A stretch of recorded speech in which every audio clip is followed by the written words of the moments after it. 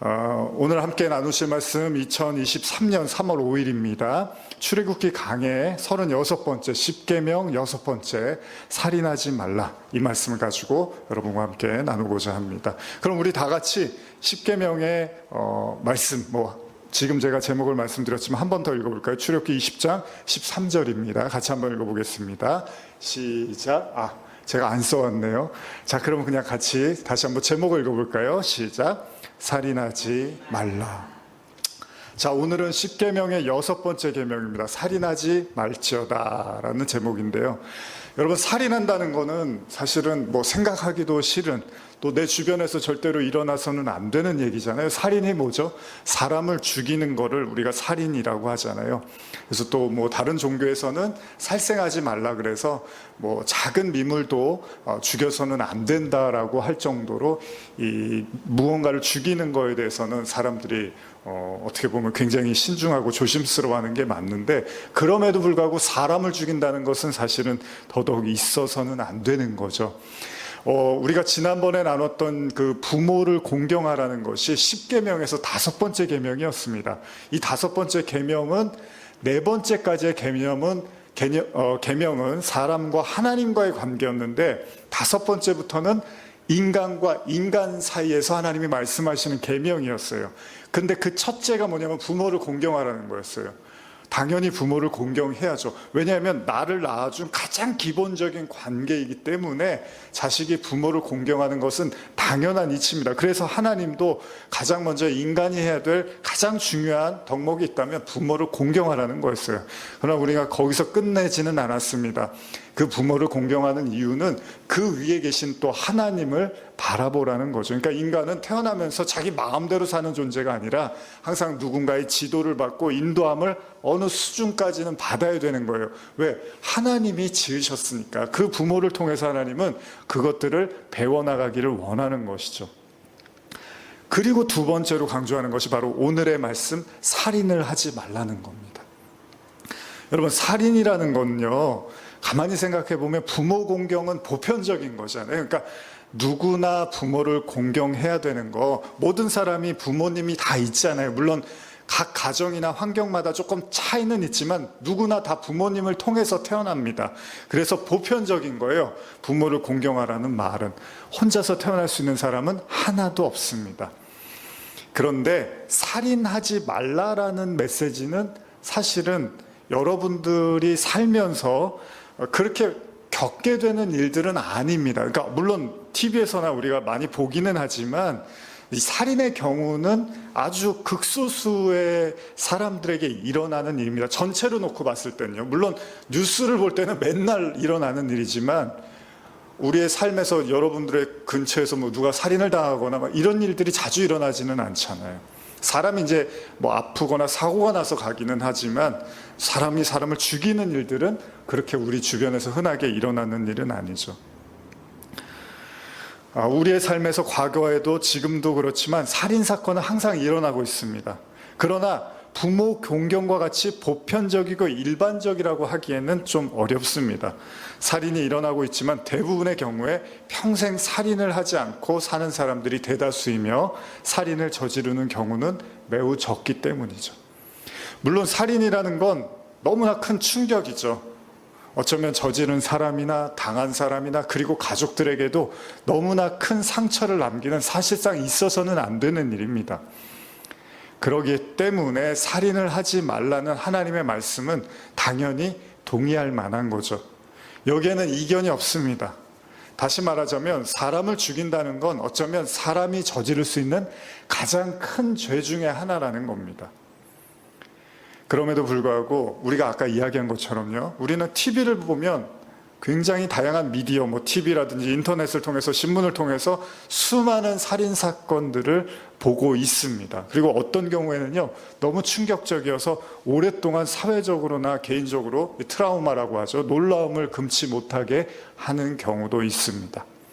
자, 그러면 성경에서는 살인에 대해서 뭐라고 다루고 있는가? 지금 읽은 살인하지 말라, 이 출애굽기의 10계명의 6번째 계명 한 줄만 돼 있는데 성경에서 살인에 대해서 좀 더 구체적으로 뭐라고 하는지 한번 같이 읽어보고 싶은데요. 자, 우리 한번 읽어볼까요? 민수기 35장 16절에서 21절입니다. 같이 한번 읽어볼까요? 시작. 만일 철 연장으로 사람을 쳐 죽이면 그는 살인자니 그 살인자를 반드시 죽일 것이요. 만일 사람을 죽일 만한 돌을 손에 들고 사람을 쳐 죽이면 이는 살인한 자니 그 살인자는 반드시 죽일 것이요. 만일 사람을 죽일 만한 나무 연장을 손에 들고 사람을 쳐 죽이면 그는 살인한 자니 그 살인자는 반드시 죽일 것이니라. 피를 보복하는 자는 그 살인한 자를 자신이 죽일 것이니 그를 만나면 죽일 것이요. 만일 미워하는 까닭에 밀쳐 죽이거나 기회를 엿보아 무엇을 던져 죽이거나 악의를 가지고 손을 쳐 죽이면 그 친자는 반드시 죽일 것이니 이는 살인하였음이라. 피를 보복하는 자는 살인자를 만나면 죽일 것이니라. 굉장히 자세하게 성경에서 묘사를 하고 있죠. 뭐를 들고서 때리고 죽인 것까지 성경에서 민수기에서 이야기를 하고 있는데요. 지금 구약의 이 말씀들 읽어본 것처럼요, 살인을 할 때 하나님이 강조하는 게 뭐냐면 악의를 가지고 누군가를 죽인 사람들에 대해서는 하나님이 가차없이 그 자신도 죽어야 된다고 여러 차례 반복해서 말씀을 하고 계십니다. 이게 우리가 잘 아는 뭐죠? 이에는 이, 눈에는 눈이라는 거죠. 그 사람이 나한테 한 거 있으면 똑같이 나도 그 사람한테 해도 된다는 것이 율법의 논리처럼 보입니다. 그럼에도 불구하고 성경은요, 살인에 대한 또 다른 말씀이 있어요, 여러분. 이것도 강조를 하고 있는데, 그건 뭐냐면요, 악의가 아니라 본의 아니게 사람을 죽였을 때, 그러니까 실수라고도 이제 표현을 하는데, 고의성이 없이 사람을 죽이게 된 경우에 대해서 성경이 또 언급을 하고 있습니다. 근데 그 내용도 결코 가볍지가 않아요. 상당수를 차지를 하고 있는데 한번 읽어보겠습니다. 민수기 35장 22절에서 25절입니다. 시작. 악의가 없이 우연히 사람을 밀치거나 기회를 엿봄이 없이 무엇을 던지거나 보지 못하고 사람을 죽일 만한 돌을 던져서 죽었을 때 이는 악의도 없고 해하려 한 것도 아닌즉 회중이 친자와 피를 보복하는 자 간에 이 규례대로 판결하여 피를 보복하는 자의 손에서 살인자를 건져내어 그가 피하였던 도피성으로 돌려보낼 것이요 그는 거룩한 기름 부음 받은 대제사장이 죽기까지 거기 거주할 것이니라. 지금 읽으신 본문처럼 나쁜 의도로 하지 않은 살인에 대한 이야기도 성경이 하고 있습니다. 갑자기 제가 이 본문을 읽는데, 어렸을 때 제가 저를 아시는 분은 아시지만 원래 제가 앞니가 이렇게 부러져 있거든요, 이쪽 앞니가. 그래서 그걸 이렇게 다시 씌운 건데, 그래서 모르시는 분들은 그냥 모르시겠지만 자세히 보면은 앞니가 부러져서 잇몸이 이렇게 이렇게 약간 죽어 있다 그러죠. 근데 그게 왜 그러냐면 초등학교 때 아마 저학년이었던 것 같은데 2학년인가 1학년인가 그런 것 같은데 조회를 하는데 이렇게 서서 애들끼리 킥킥거리고 장난치고 그러다가 하하하 제가 이렇게 하늘 보고 웃었는데 그때 돌이 날라와서 여기 딱 맞은 거예요. 그래서 앞니가 딱 부러진 거예요. 너무 제가 놀래갖고 막 울었죠. 그런데 이제 그 던진 친구를 이제 제가 아는데 걔는 또 별 생각 없이 던진 거예요. 이렇게 장난하다가 던졌는데 그게 또 제 이빨에 딱 부딪힌 거예요. 그래서 이제 저희 어머니와 그 친구의 어머니가 만나서 치과에 가고 이렇게 해서 이제 했었는데, 고의성이 없이 이제 그런 경우들이 있잖아요. 그러니까 악의를 가지고 하지 않았는데 장난으로 그냥 한 건데 또 그 하필 제 이빨에 와서 맞아버린 거예요. 그런 것처럼 우리 삶에서도 사실 그런 일들이 많이 있죠. 지하철 같은 거 타다 보면요, 악의적인 마음이 아닌데 발을 밟기도 하고요, 밀치기도 하고 가방 때문에 꾹꾹 이렇게 하다 보면 옆 사람이 왜 이래 이러기도 하고, 그러니까 여러 가지 일들이 우리 살면서 많이 있잖아요. 지나가다가 어깨를 탁 치기도 하고요. 근데 일부러 요즘 애들이 어깨빵이라고 하는데 기분 나쁘면 어깨 딱 치고 가기도 하고 그러는데, 그게 아니라 그냥 고의성 없이도 잘못을 할 수 있잖아요. 그러니 살인은 어떻게 했습니까? 진짜 내가 죽일 의도가 하나도 없었는데 어떻게 해서 그렇게 되는 거예요. 그래서 성경은 그 살인과 관련해서 도피성에 대한 언급을 합니다. 이 도피성에 대한 언급을 여러 차례 해요, 여러분. 지금 읽은 이 도피성에 대해서 제가 설명을 좀 드릴게요. 성경 사전을 한번 찾아보면 이 도피성에 대해서 뭐라고 나와 있냐면, 제가 한번 좀 읽어볼게요. 잘 한번 들어보세요. 도피성 제도에 대한 가르침은 민수기 35장에 최초로 나타난다. 그러한 성읍으로 도망한 자들은 회중 앞에서 자신들의 결백, 그러니까 고의가 아니라는 것을 입증하기 위해서 재판을 받을 때까지 일시적으로 도피할 수 있는 거예요. 거기 들어가면 사람들이 이렇게 건드릴 수가 없는 그런 도피성을 하나님이 허락을 하신 거예요. 그리고 거기 들어갔는데 만일 정당성이 입증이 되면, 그러니까 이 사람이 고의적으로 사람을 죽인 게 아니라는 걸 입증하게 되면은 그 성읍에서 받아들여 주는 거예요. 거기서 먹고 자고 할 수가 있는 거예요. 근데 문제가 있어요. 아무리 고의적이라고 해도 사람을 죽였기 때문에 이 도피성에서 살아야 돼요. 언제까지냐면 대제사장이 죽을 때까지는 그 안에 있어야 돼요. 그럼 뭐가 떠오르죠? 감옥이죠, 일종의. 감옥이긴 한데 죽지는 않는 거예요. 보호는 받는 거예요. 계속 읽어볼게요. 만일 고엘이라고 하는데 피해자의 친족을 고엘이라고 하는데, 그러니까 피해자의 친족, 그러니까 죽은 사람의 가족이나 가까운 친족들이 그 사람을 밖에서 만나면, 그 도피성 밖에서 만나면 합법적으로 그 사람을 죽여도 된다고 했습니다. 이전에는. 대제사장의 사후 그 도피자는 제사장이 죽어야지만 나올 수 있지, 죽지 않은 상태에서 바깥을 돌아다니면 그 가족들이 만나면 죽여도 된다고 말하고 있습니다. 그러므로 비고의적 살인을 범한 자는 어떤 의미에서는 감옥과 같은 삶을 사는 거예요. 생명을 앗아가는 것은 비록 비고의적이라 할지라도 하나님의 형상을 침범하는 것이었으며, 따라서 당연히 죽음을 당할 수도 있는 거예요. 그래서 하나님이 보호 차원에서 도피성을 주셨다는 겁니다. 근데 여러분, 가만히 생각해 보면 대제사장이 죽을 때까지 거기 있으라는 얘기는 감금 기간에 일정한 제한이 있는 거잖아요. 그럼 어떤 사람은 생각을 합니다. 여러분들이 여기서 하나만 더 생각해 보면 석방의 조건으로 여하한 속전도 강요할 수 없다는 특별 규정을 고려해 볼 때, 그러니까 돈을 아무리 많이 내도 도피성에서 나올 수는 없어요. 대제사장이 죽어야지만 나올 수가 있대요. 이게 뭐죠? 마치 예수님을 생각하게 되는 거죠. 예수님이 죽음으로 우리가 구원받듯이 대제사장이 죽어야지만 그 살인자, 그게 고의적이든 그 비고의적으로 했던 그 사람은 나올 수가 있다는 거죠. 즉 그 죽음이 그 범죄를 상쇄시켰다고 이렇게 사전에는 나와 있습니다. 이런 관점에서 보면 하나님께서요, 살인 사건이 일어났을 때 뭐를 보시느냐? 마음의 중심을 본다는 거예요. 이게 사실은 제일 중요한 겁니다. 우리 양심이라고 하죠. 그러니까 하나님은 지금도 그래요. 우리가 이렇게 예배드리잖아요. 하나님은 우리 마음의 중심을 보는 거잖아요. 우리가 예배를 드리는 것은 하나님께 우리의 마음을 올려드리는 거잖아요.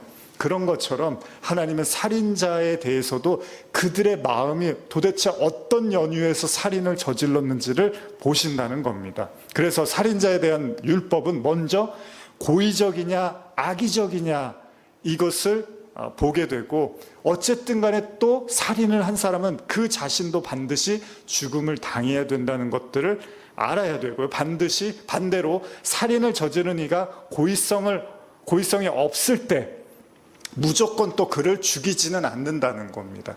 그만큼 하나님은 마음의 중심을 보신다는 거예요. 그러나 그들 역시도 누군가를 죽였기 때문에 대가는 따른다는 겁니다. 생명은 그만큼 귀한 거니까요. 그렇다면 성경에서 처음 살인사건은 언제 일어났는가? 제가 자주 이 이야기를 꼭 하죠. 언제 일어났죠, 여러분? 성경에서 일어난 처음 살인사건. 왜 인류는요, 사람이 사람을 죽이는 이 끔찍한 행동을 하기 시작했을까요? 제가 오래전에 보았던 영화 중에 지구를 지켜라라는 영화가 있습니다. 굉장히 인상 깊게 봤는데, 이게 뭐 외계인이 나오고 뭐 그런 내용인데 굉장히 한국적이면서 하여간 마음을 울리는 그런 좀 내용들이 있었습니다. 이 외계인이 지구에다 희망을 걸고 찾아왔어요. 이 지구에 희망이 있을까 생각을 해서. 그래서 여러 실험을 합니다. 인간을 실험을 해서 고통을 주면서 그 고통을 통해서 인간이 성숙에 이르는 어떤 그런 연구들을 막 해요. 근데 마지막 순간에 결국은 인간이 희망이 없다는 걸 발견을 해요. 그러면서 이제 영화 중간에 이런 대사가 나오는데 그 외계인이 뭐라 하냐면 이 세상 어디에도 같은 종을 죽이는 경우는 없어. 너희는 미쳤어. 막 그래요. 인간에 대해서 환멸을 느끼는 거죠. 물론 때때로 동물도 서로 싸우다가 죽이기도 하고 하긴 하지만 사람이 사람을 죽이는 거 거기에 대해서 너희 막 우리 전쟁하면 수많은 사람들 죽이잖아요. 서로 아무렇지도 않게 죽이잖아요. 이런 종족은 없어 그러면서 막 너희는 미쳤어 막 그런 이제 장면이 나오는데 그렇습니다. 우리가 이미 보고 듣고 겪고 있는 수많은 사람들의 그 죽음에 관한 이야기에서 우리는요 전쟁을 통해서 그리고 첨단 무기를 통해서 다수의 사람들이 죽는 것을 보기도 하고 듣기도 했고 역사를 통해서 공부하기도 합니다. 그리고 지금 이 순간에도 사실은 어디선가는 그 일들이 일어나고 있잖아요. 전쟁이 지금 일어나고 있잖아요. 그리고 더 중요한 건 언제 터질지 모르는 이 핵이라는 거, 이 핵전쟁에 대한 위협도 우리는 계속 받고 있습니다. 이건 무엇을 의미합니까? 사람들은요, 누군가가 죽어야지만 우리가 안정을 찾을 수 있다고 믿는 사람들도 있다는 거예요. 그래서 누군가가 죽는 거에 대해서 당연하게 생각하고 우리가 살아남기 위해서 누군가 죽어야 된다고 생각을 한다는 거죠. 그렇기 때문에 아무리 지식과 문명이 발전한다 하더라도 어떤 상황이 되면요, 특히 그것이 어떤 특정한 사람들과의 이익과 관련된 상황이 되면 다수의 사람들이 죽음도 불사르지 않고 그 일을 해버린다는 겁니다. 누구나 세상에 와서 자기 인생을 살다가 갑니다. 물론 그 기한은 사람마다 다릅니다. 어떤 사람은 무병장수를 누리기도 하지만 어떤 사람은 심지어는 낳자마자 세상을 떠나기도 합니다. 우리는 그 모든 이유를 다 알 수는 없습니다. 왜 누군가는 오래 살고 왜 누군가는 그렇게 빨리 저물어 가는지에 대해서 우리는 알 수는 없습니다. 그러나 살인의 경우는 다릅니다.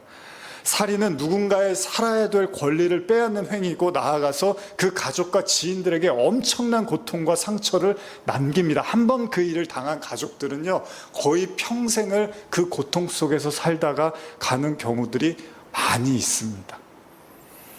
여러분, 이 세상에 존재하는 한 모두에게는 생명의 권리, 살아 있어야 될 권리가 있는 거예요. 그 누구도 함부로 타인의 생명에 대해서 마음대로 해쳐서는 안 됩니다. 그렇다면 성경에 처음 등장하는 최초의 살인은 무엇입니까? 그렇습니다. 우리가 잘 아는 가인과 아벨 이야기죠.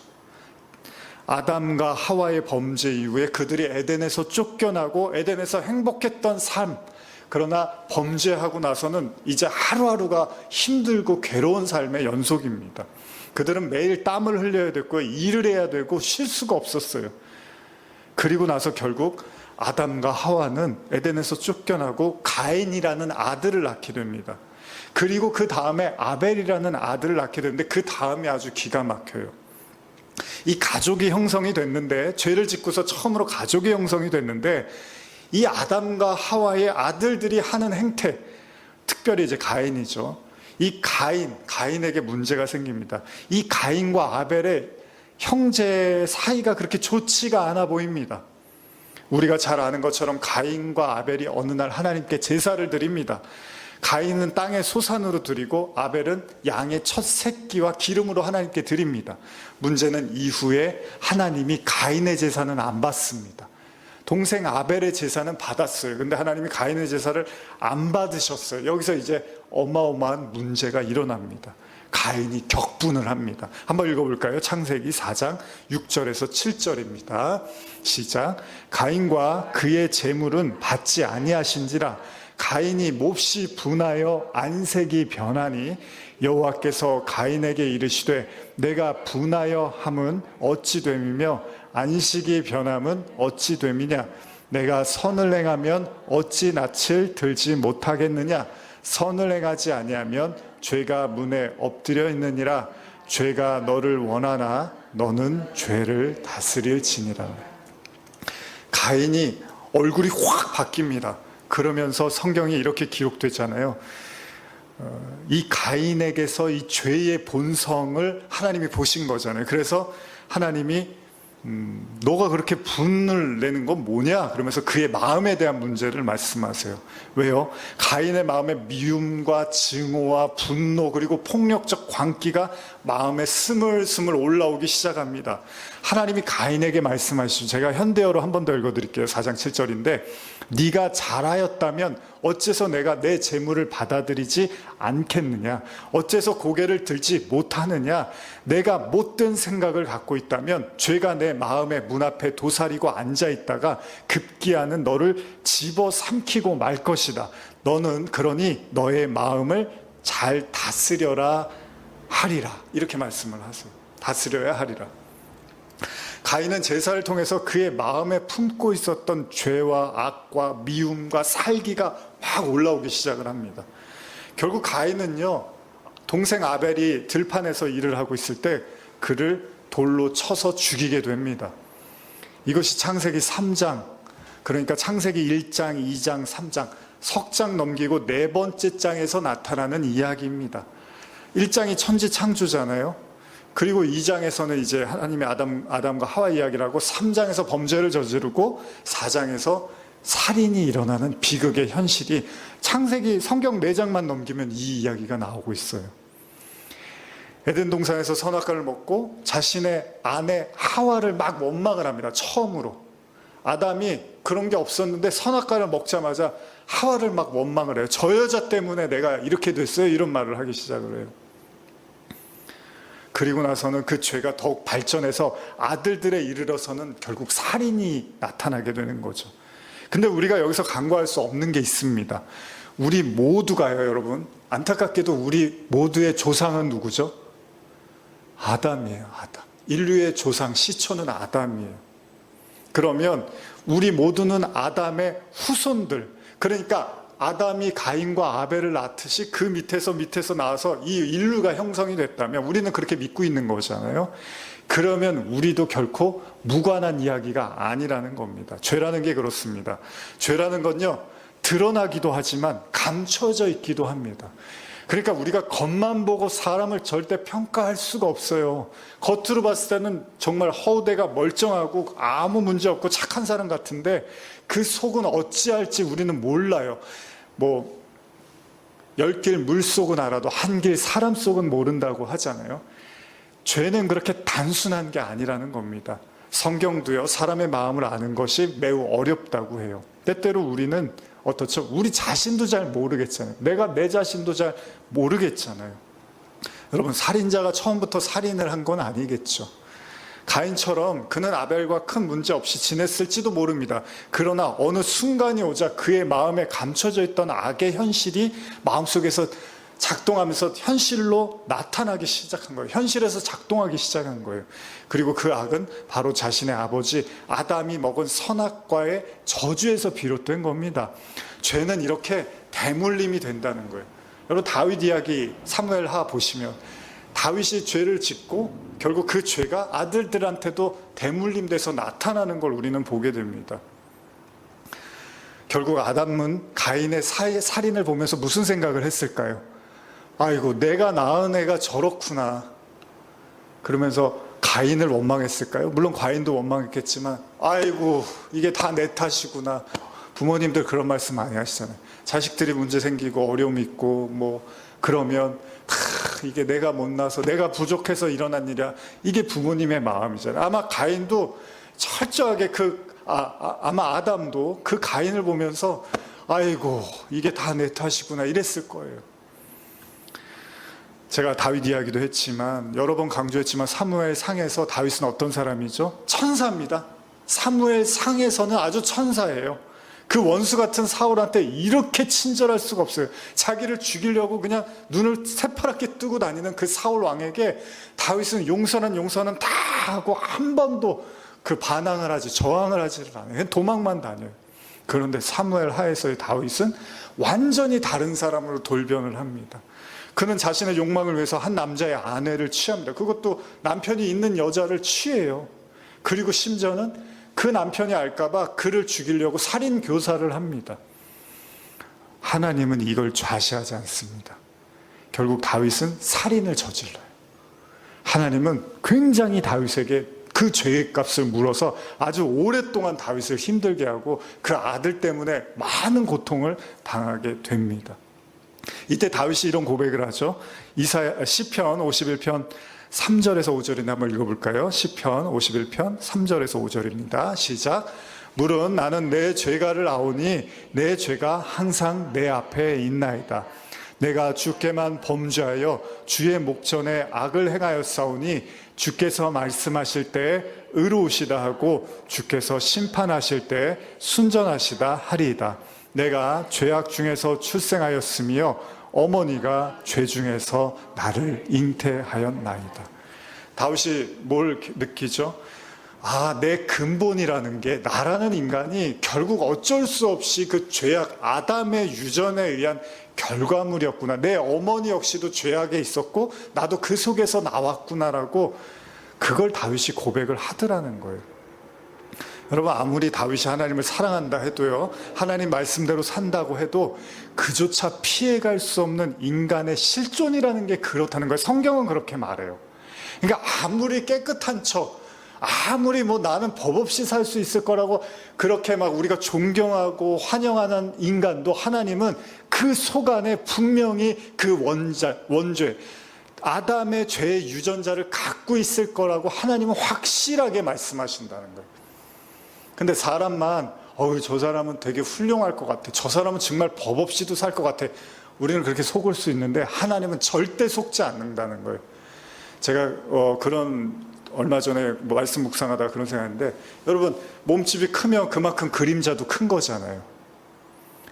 그 사람이 선해 보이면요, 그만큼 그 사람의 어두움도 클 수 있어요. 그 사람이 선이 작으면 그 어두움도 작을 수도 있고, 그 사람의 선이 커 보이면 그 사람의 어두움도 그만큼 클 수 있다는 거죠. 누구나 다 그림자가 있는 법이라는 거예요. 여러분, 개그맨들이 막 나와서 웃긴다고 해서 그 사람들이 막 발든가요? 그 사람들이 정말 행복하게 막 맨날 웃기면서 사나요? 집에 가면은 사람들하고 말도 하고 싶지 않다고 그러잖아요. 웃긴 얘기하면 너 장난해? 막 오히려 화를 내고. 인간의 그늘은 어쩔 수가 없다. 그래서 사람을 하나님 그림자로 줬나 봐요. 햇빛이 쨍쨍거리는데 가면 갈수록 그림자도 선명해지는 거죠. 저와 여러분도 예배 드리는 건 하나님의 빛에 노출되는 거잖아요. 그러면 동시에 우리의 어두움도 명확해지는 거예요. 그게 나쁜 게 아니에요, 여러분. 그래서 예배 드리면 난 너무 행복하고 아무 문제 없고, 그게 꼭 좋은 게 아니에요. 진짜 여러분들이 예배를 잘 드리면 내가 어두움도 보이는 거예요. 내 마음의 그늘과 상처, 아픔도 스물스물 올라오는 거예요. 그거 좋은 거예요. 왜? 하나님이 그걸 이렇게 끌어안아 주시고 용서해 주시려고 하는 거니까. 다윗은 자기도 어쩔 수 없는 사람이라는 걸 깨닫게 되는 거죠. 그래서 예수님이 아예 대놓고 유대인들과 바리새인들한테 이런 말씀을 하세요. 요한복음 8장 44절 한번 읽어볼까요? 시작. 너희는 너희 아비 마귀에게서 났으니 너희 아비의 욕심대로 너희도 행하고자 하느니라. 그는 처음부터 살인한 자요 진리가 그 속에 없으므로 진리에 서지 못하고 거짓을 말할 때 제 것으로 말하나니 이는 그가 거짓말쟁이요 거짓의 아비가 되었습니다. 마귀를 이제 유대인들이 이 얘기 듣고서 아주 화가 납니다. 아니, 감히 우리 보고 마귀의 자녀? 근데 예수님이 그런 말씀을 하세요. 왜? 예수님은 아담의 원죄를 알고 있었기 때문에 너희도 어쩔 수 없어. 너희가 하나님을 진짜로 믿고 거듭나지 않는 한 너희도 그 아비 마귀의 삶을 살 수밖에 없다는 거예요. 근데 여기서 중요한 게 살인과 거짓말을 얘기를 하십니다. 저와 여러분들이 인정하든 인정하지 않든 우리 모두는요, 범죄한 아담의 피가 흐르고 있다는 거예요. 그래서 우리가 옛날 분들은 그러면 저 나쁜 피, 막 더러운 피 이런 표현을 하시잖아요. 근데 인간은 다 아담의 피를 가진 사람이니까 굳이 그렇게 말하면 인간의 피는 다 나쁜 피예요. 근데 예수님의 피만 거룩한 보혈이라고 하죠. 그러니까 아무리 사람이 사람을 갖고 함부로 나쁘다, 더럽다, 나쁜 피다, 더러운 피, 좋은 피 이런 말 쓰면 안 되는 거예요. 인간은 아담의 그 죄의 피를 다 가지고 흐르고 있어요. 그런데 우리가 예수 그리스도를 영접한 자들이 그 안에 그리스도의 피로 우리가 깨끗해지는 거예요. 이거밖에 없어요. 예수의 피가 흐르느냐, 예수의 성령이 흐르느냐 아니냐의 문제지, 사람을 가지고 뭐 유전자가 저 사람은 좋고 나쁘고, 하나님은 그런 거 없어요. 인간은 다 아담의 원죄를 가지고 있다고 말씀하고 계십니다. 우리 또한 우리 인생을 살면서요, 그래서 느끼는 거예요. 내가 이런 사람이 아닌 줄 알았는데, 내가 이런 사람이었구나라는 걸 새록새록 느끼는 거예요. 신앙생활을 하다 보면.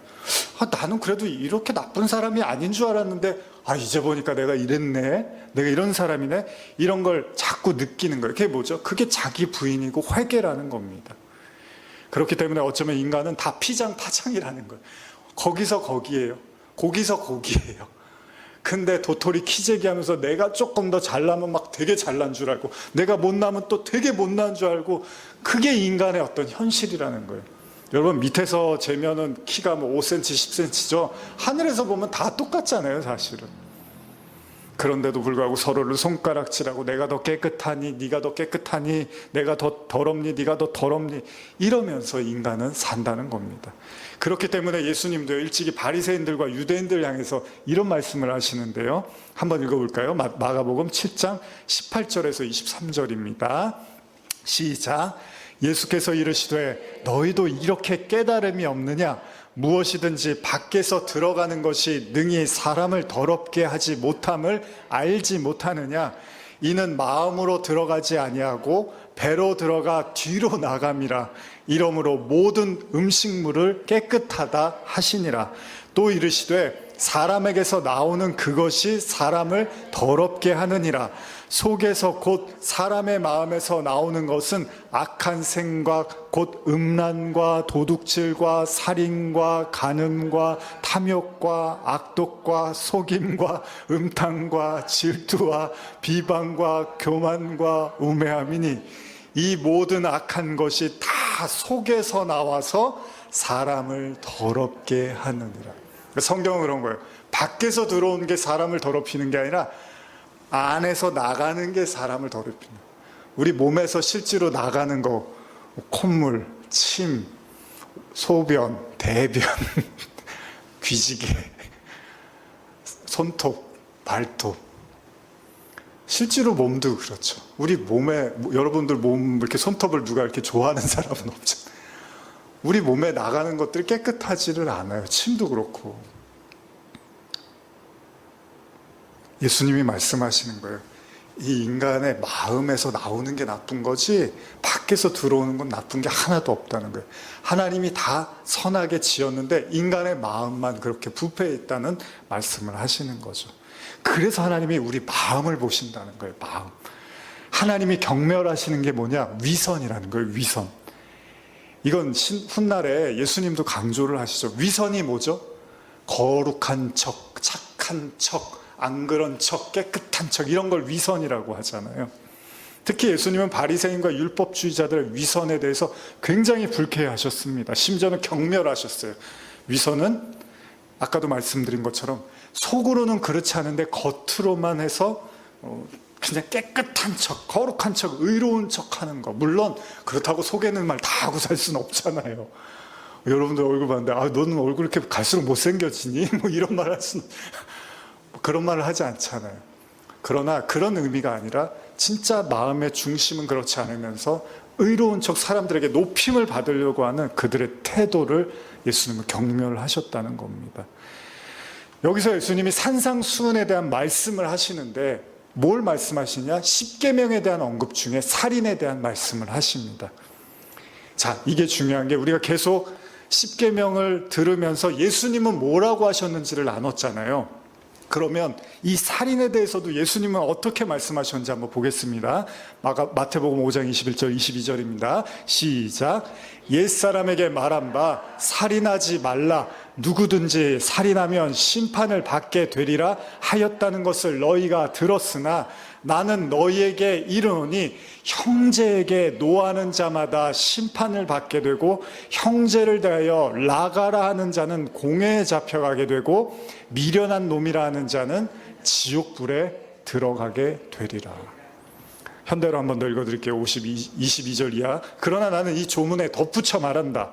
까닭 없이 형제에게 화나는 자는 심판을 받을 것이며 어리석다고 욕하는 자는 법정에 끌려갈 것이며 형제를 저주하는 자는 지옥불 속에 던져질 것이다. 그러므로 만일 내가 성전 제단 앞에 서서 하나님께 제물을 드리려고 할 때 내가 원한을 품은 형제가 생각나거든 그 제물을 제단 앞에 그대로 두고 가서 그에게 사과하고 화해하라. 그리고 와서 제물을 하나님께 드려라. 한번 앉아 먹겠습니다.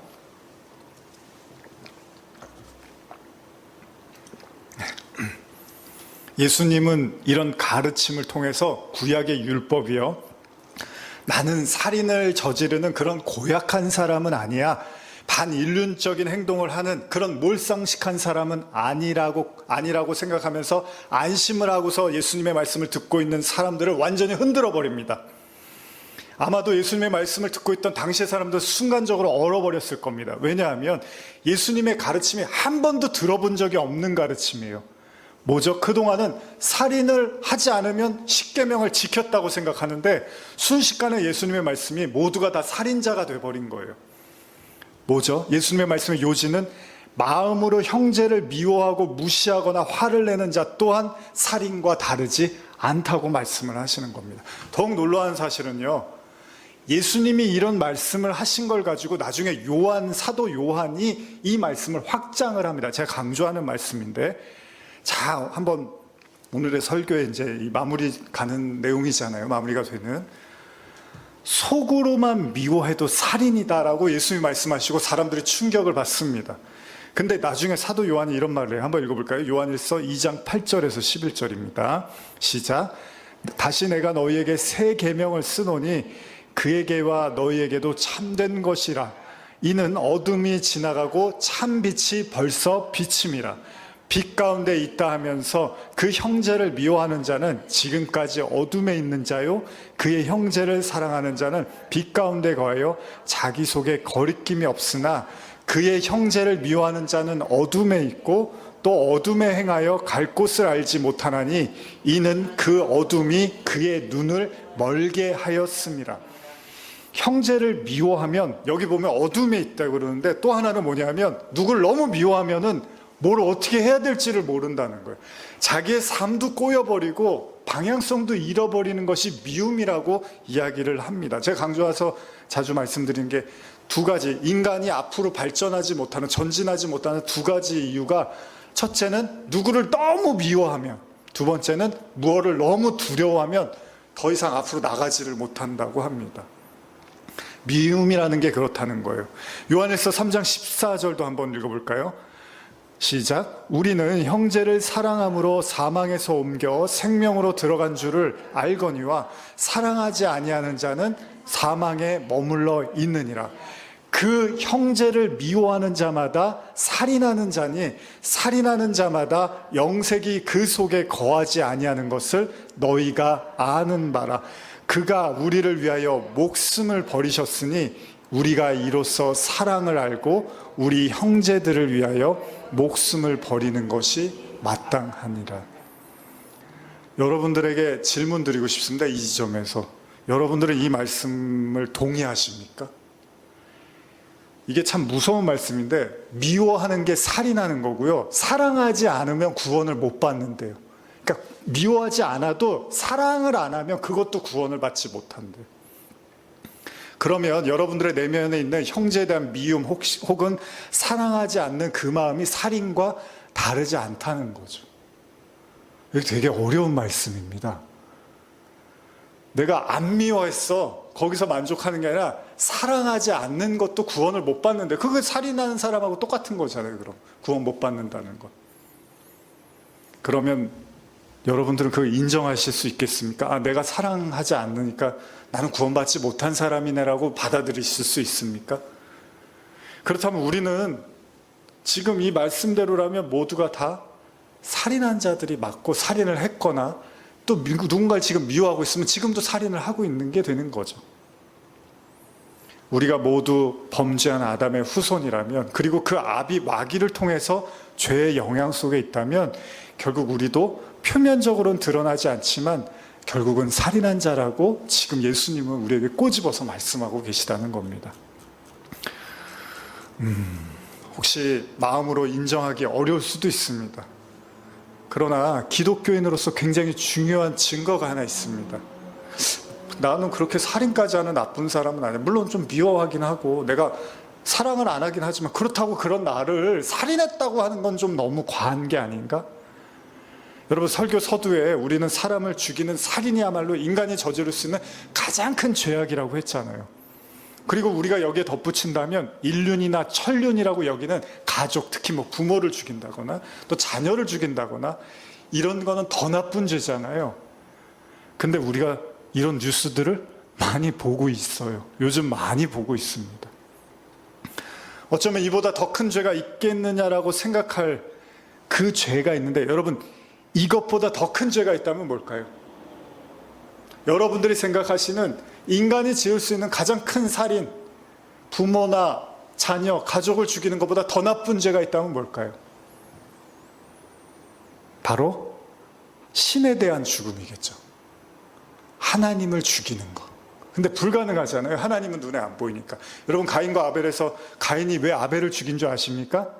하나님한테 화가 나서 보이는 아벨을 죽인 거거든요. 아니, 내 제사를 안 받으세요? 하나님한테 격분해서 동생을 죽여버렸어요. 왜? 동생의 제사는 받았으니까. 그게 하나님한테 화가 난 걸 행동한 거거든요. 그럼 우리는 언제 하나님을 죽였죠? 바로 예수님을 통해서 우리가 하나님을 죽인 자들이죠. 예수님의 십자가가 바로 여러분과 저의 죄잖아요. 사도행전 7장 51절에서 53절입니다. 목이 곧고 마음과 귀에 할례 받지 못한 사람들아, 너희도 너희 조상과 같이 항상 성령을 거스르는도다. 너희 조상들이 선지자들 중에 누구를 박해하지 아니하였느냐? 의인이 오시리라고 예고한 자들을 그들이 죽였고, 이제 너희는 그 의인을 잡아준 자요 살인한 자가 되나니 너희는 천사가 전한 율법을 받고도 지키지 아니하였도다 하니라. 이게 사도행전 7장의 스데반 집사가 유대인들 향해서 했던 설교예요. 그러면 유대인들이 예수님을 죽였잖아요. 그런 얘기를 하는 게 아니죠. 예수님은 모든 인간이 거부하고 죽인 거란 말이에요. 그래서 저와 여러분들, 교회 다니는 모든 사람들 하나 깨달아야 되는데, 우리는 다 예수님을 십자가에 못 박은 사람들이잖아요. 그럼 우리가 바로 살인자가 되는 거죠. 어떤 살인자? 가인처럼 하나님이 미워서 아벨을 죽이듯이 우리도 그 예수, 하나님의 아들이고 하나님이신 예수를 죽인 자들. 왜 죽였을까요? 유대인들이 왜 예수님을 죽였죠? 자기가 예수님보다 훨씬 더 의롭다는 걸 증명하기 위해서 예수를 죽였어요. 그러니까 인간의 살인은 그렇습니다. 내가 너보다 더 잘나고 옳고 깨끗하고 의로워, 내가 더 힘이 있어라는 걸 증명하기 위해서 타인을 죽이는데, 그 죽임의 끝에 하나님의 아들 예수를 인간이 십자가에 못 박아 버린 거죠. 결국은 우리 모두는 다 예수님을 십자가에 넘긴 자들, 가룟 유다가 넘긴 게 아니라, 가룟 유다만 넘겼나요? 제자들 다 도망갔잖아요. 베드로는 예수님을 3번이나 저주를 했어요. 그게 바로 우리들의 죄라는 거예요. 이것도 모르고서 십자가 노래 부르면서 눈물 흘리면 안 돼요. 내가 예수님을 못 박았는데 예수님이 나를 위해서 십자가를 치셨어, 이러고만 있으면 안 되는 거예요. 사실은 바로 그 핏값이 내 손에서 일어난 일이었다는 거죠. 그래서 요셉 잘 아시죠? 그 요셉도 형제들이 요셉을 팔아버려요, 애굽에다. 그런 식으로 나타나는 거예요, 성경에서. 예수님을 팔아버리는 걸 여러 가지 모습으로 형경해서 상징적으로 나타내고 있는 거죠. 여러분, 가인은 왜 아벨을 죽였다고 제가 말씀드렸죠? 한 번 더 읽어볼까요? 요한일서 3장 11절 12절입니다. 시작. 우리는 서로 사랑할지니 이는 너희가 처음부터 들은 소식이라. 가인과 같이 하지 말라. 그는 악한 자에게 속하여 그 아우를 죽였으니 어떤 이유로 죽였느냐? 자기의 행위는 악하고 그의 행위는 의로움이나. 인간은 여기에서 내 악함이 드러나는 게 싫고 저 사람이 나보다 의로운 게 싫어서 결국은 어떤 식으로든지 간에 사람을 괴롭히고 심지어는 죽이기도 한다는 겁니다. 가인은 아우의 의로움, 아벨의 의로움을 인정할 수가 없어요. 제가 나보다 낫다고요? 제가 나보다 착하다고요? 난 도저히 받아들일 수 없습니다. 하나님 잘못됐어요 라고 아벨을 죽여버리는 거죠.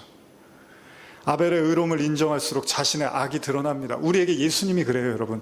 이제 예배를 마무리하면서, 설교를 마무리하면서 예배를 드리면요, 우리가 한 가지를 깨닫습니다. 뭐냐 하면 우리가 예수님을 믿으면 믿을수록요, 바울도 그런 말을 했지만 내가 그렇게 선하지 않다는 게 다 드러나요. 그리고 심지어 바울은 뭐라고 하죠? 선한 게 내 안에 하나도 없다라고까지 말을 해요. 유대인들은 자신들을 악하다고 말씀하시는 예수님을 용납을 못해서 결국은 십자가에 못 박은 것처럼 우리도 지금 우리 자신을 보면서 예수님이 믿으면 믿을수록 내 어두움이, 내 악함이 드러나는 걸 우리가 참지 못하고 화를 내기도 한다는 겁니다. 인간이 지을 수 있는 가장 큰 죄는 뭐라 그랬죠? 하나님을 죽이는 거잖아요. 그런데 우리는 하나님이신 예수님을 십자가에 못 박은 자들입니다. 우리는 이미 십계명의 6번째 살인하지 말라를 어긴 자들이라는 거예요. 사실은. 그래서 예수님이 구약에서 제사를 자꾸 지내라고 하는 게 짐승을 가지고 죽이고 그 짐승에게 죄를 전가해서 죽이라는 게 사실은 우리가 그렇게 살인하는 자들이라는 걸 보여주시기 위함이었던 거죠. 사실 살인한 자는 어떻다 그랬죠? 다 죽는 게 마땅하다고 했어요, 성경에서, 구약에서. 그 이야기대로 한다면 우리는 율법대로 하면 모든 인류는 죽음을 면할 수 없는 자들이라는 거예요. 그게 가인과 아벨 사건의 교훈입니다. 인간은 다 그렇다는 거예요. 근데 여러분, 복음은 여기서 끝나지 않습니다.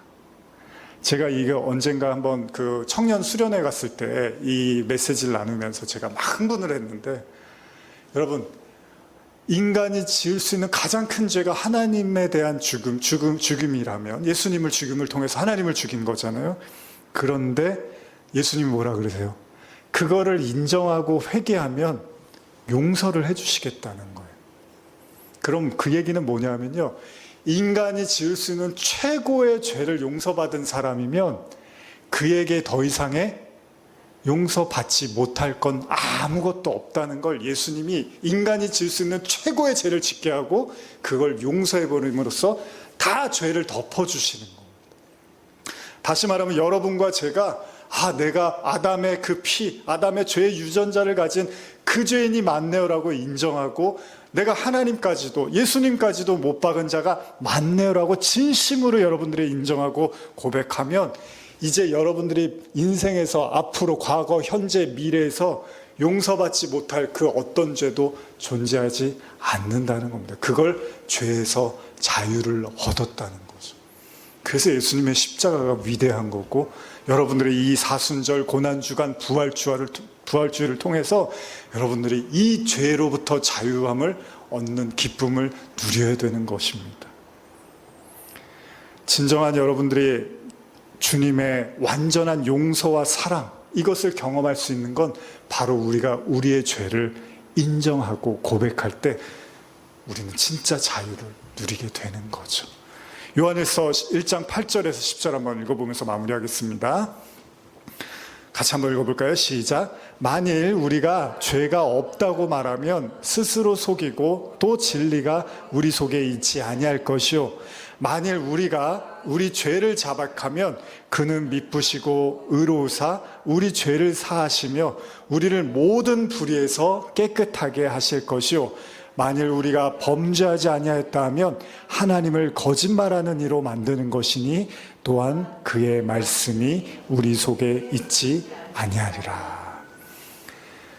여러분과 제가 이 십자가를 통하여 우리의 죄를 인정하고 고백하면 바로 우리가 예수님을 십자가에 못 박은 살인한 자들임을 인정할 때 더 이상 우리 용서받지 못할 죄는 없습니다. 혹시 여러분들의 마음에 죄책감이라든지 계속 우리의 마음을 불편하게 만드는 어떤 생각들이 있다면 예수님의 십자가 앞에 다 내려놓으십시오. 진심으로 죄를 자백하면 용서받지 못할 그 어떤 죄도 없습니다. 그게 그리스도인의 축복입니다. 기도하시겠습니다. 우리 반주에 맞춰서 같이 기도했으면 좋겠습니다.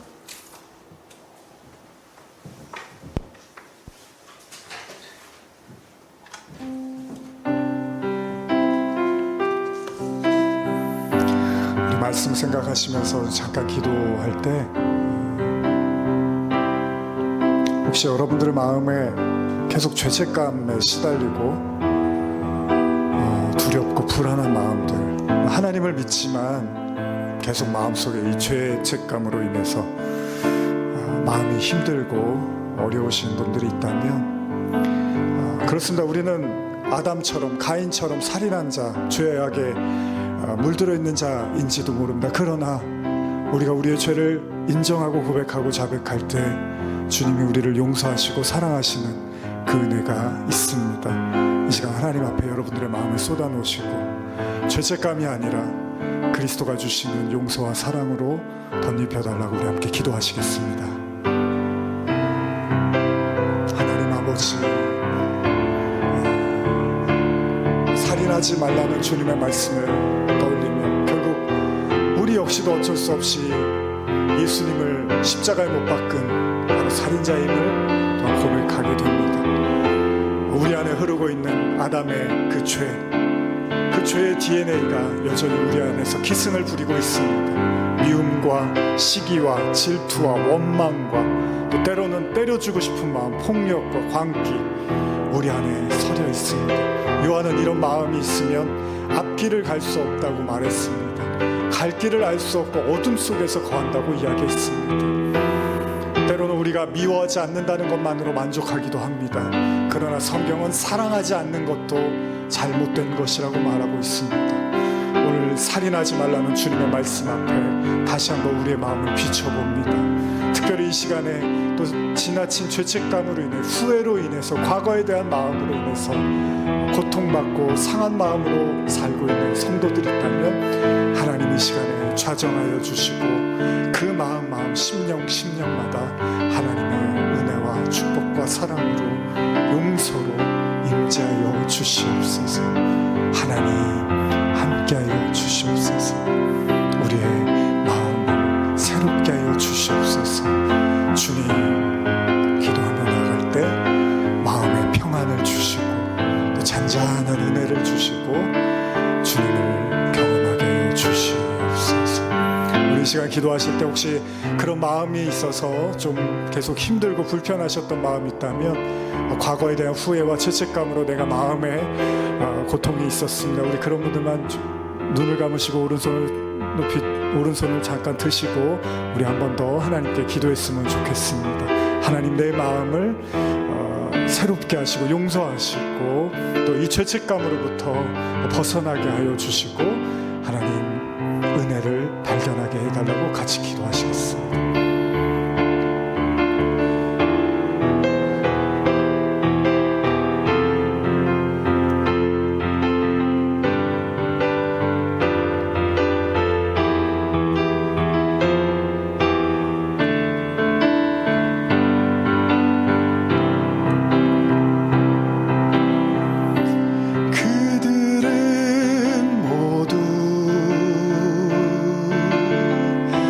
주가 필요해. 깨지고 상한 마음 주가 여시네. 그들은 모두 주가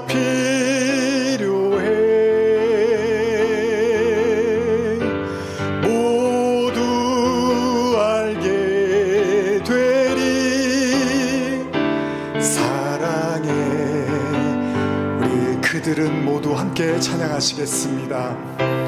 그들은 모두 주가 필요해. 깨지고 상한 마음 주가 여시네.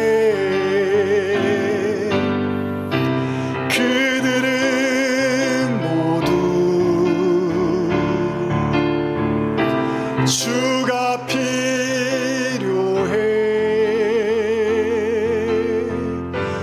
모두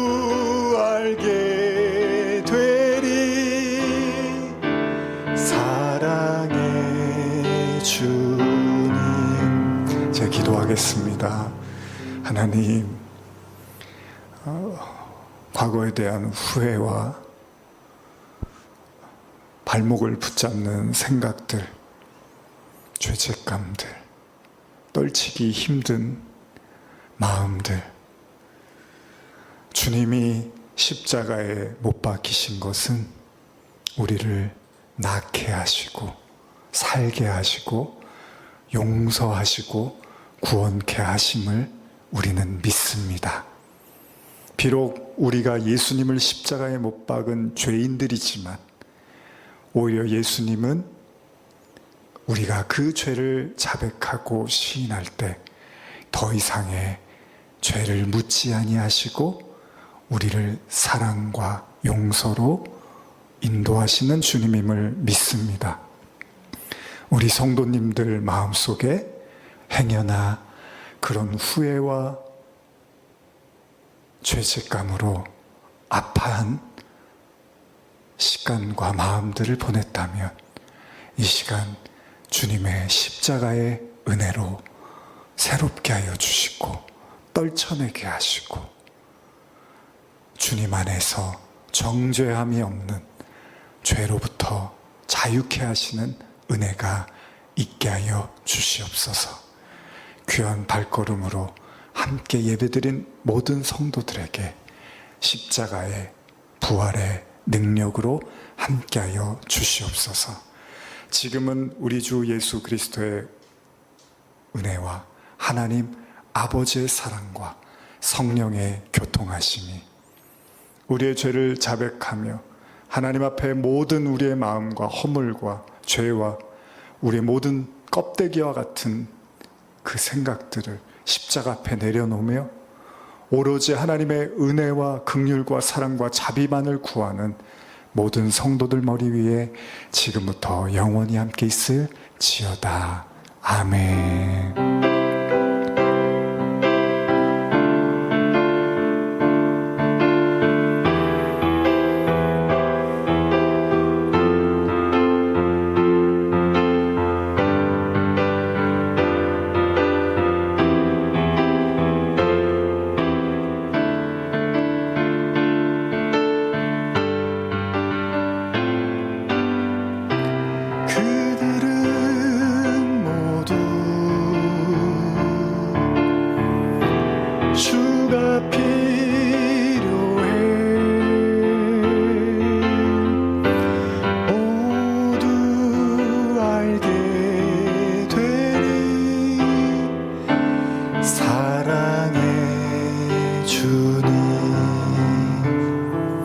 오늘도 그 용서와 사랑으로 기쁨의 주일 되시고요. 한 주간도 주님과 동행하시는 은혜 있길 바랍니다. 감사합니다. 다음 주에 뵙겠습니다.